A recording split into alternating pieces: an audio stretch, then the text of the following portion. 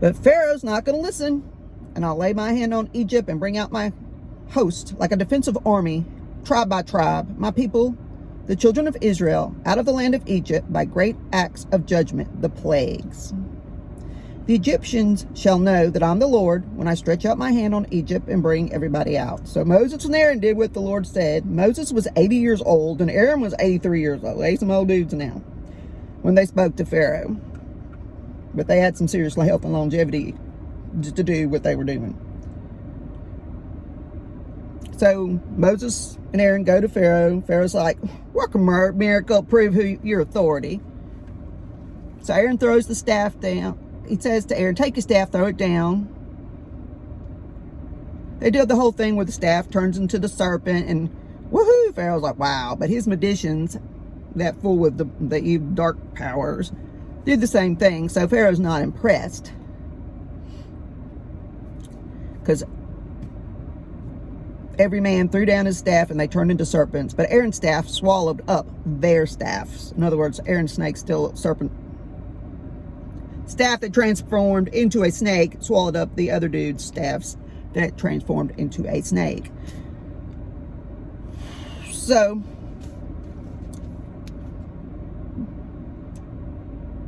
Pharaoh gets told by Moses, God says, go tell Pharaoh, Moses, go tell Pharaoh in the morning as he's going out to the water and wait for him on the bank of the Nile. And you shall take in your hand the staff that was turned into a serpent. And you're going to say, the Lord, the God of the Hebrews, has sent me to you saying, let my people go so that they may serve me in the wilderness. But you've not listened.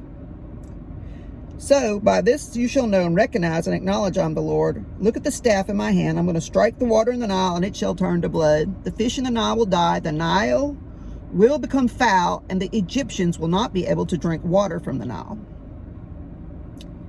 Then the Lord said to Moses, tell Aaron, take your staff, stretch it out over all the pools, the reservoirs, all the water in the land of Egypt, in containers both of wood and stone, everywhere there's water.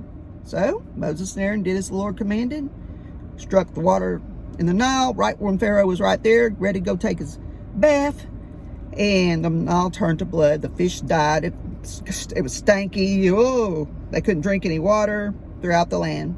But the magicians of Egypt did the same by their secret arts and enchantments. The magicians, if they'd had true powers, could have halted the plagues. Remember this.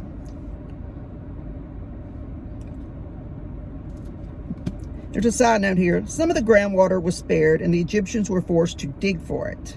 Perhaps the priests were able to change a small quantity of the blood back into water or vice versa. That would explain why Pharaoh took the problem so lightly.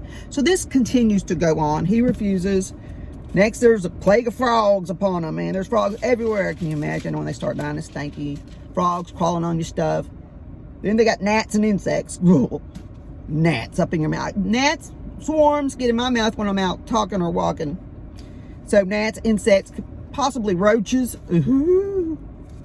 See, that would dumb me in right there. Then their cattle all start dying. And then a plague of bulls, because the cycle continues. He refuses. Or he says, yeah, okay, make them go. He's like, okay, I'll let them go. Just make this all stop. So it stops. And he changes his mind. It's like, no, I'm not letting y'all go. So that's why these plagues continue. Then the plague of boils. Sores on you, on animals and man. Boils are nasty sores. So they all got these infectious boils on them, infected nasty boils. So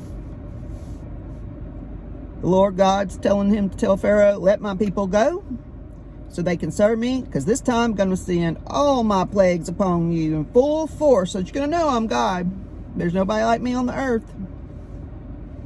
I only allowed you to live in order to show you my power, in order that my name be proclaimed throughout all the earth. So next, the plague of hail comes upon them. And he's like, oh, make it stop, because you're killing all our crops.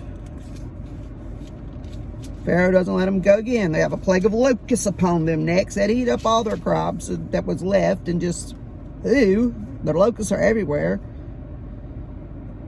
So meanwhile, Pharaoh's like, please, come here. I have sinned against the Lord your God and against you. Please forgive my sin. Pray, entreat your God so that he will remove this plague of death from me. So Moses left Pharaoh, entreated the Lord. The Lord shifted the wind to a violent west wind, which lifted up the locusts and drove them into the Red Sea. Not one locust remained in Egypt. But remember, it's not the Lord literally hardening his heart, because Pharaoh has free will, but the Lord knows how Pharaoh's will respond. He knows his personality. But the Lord hardened Pharaoh's heart so that it was even more resolved and obstinate, and he did not let the Israelites go.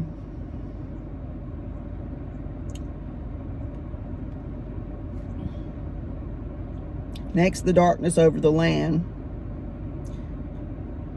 So Moses stretches out his hand toward the sky, and for 3 days a thick darkness was all over the land. This is the next to the last plague. The Egyptians couldn't see one another, nor did anyone leave his place for 3 days. But all the Israelites had supernatural light in their dwellings. And Pharaoh once again tells them they can go serve their God. Do what you got to do. And Moses is like, you got to let us take our livestock, because we got to take some for our sacrifices. But then Pharaoh changes his mind again.